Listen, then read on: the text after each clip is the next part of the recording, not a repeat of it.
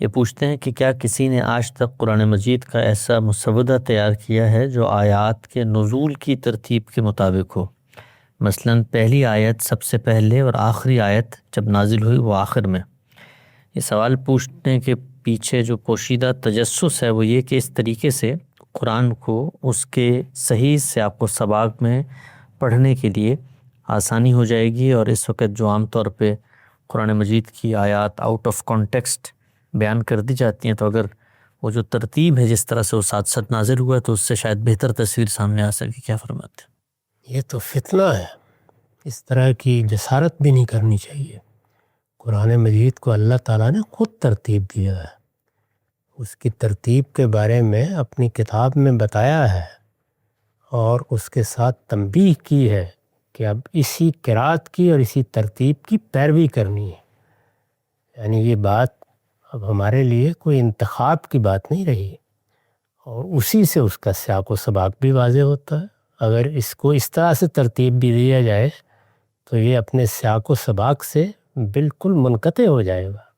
قرآن مجید نہایت شاندار ترتیب کے ساتھ پیش کیا گیا ہے، اس وجہ سے یہی ترتیب حجت ہے، اسی سے قرآن مجید کی صحیح معرفت حاصل ہوتی ہے، اور اسی کو محکم پکڑنا ہے۔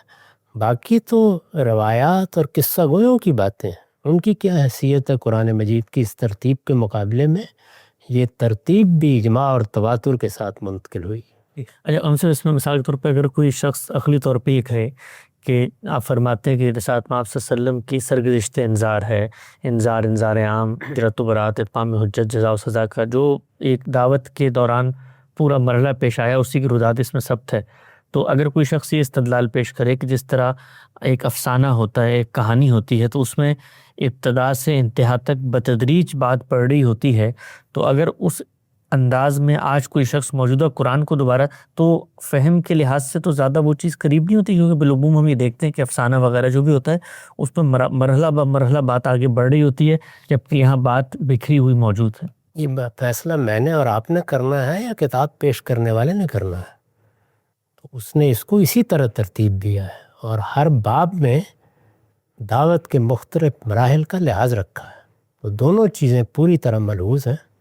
چنانچہ ہم نے تو ان ابواب کو بالکل متعین کر دیا ہے، ان کو الگ کر کے بتا دیا ہے، اور ان میں سے ہر ایک میں کیا دعوت کا مرحلہ موضوع بنا ہے اس کی بھی وضاحت کر دی۔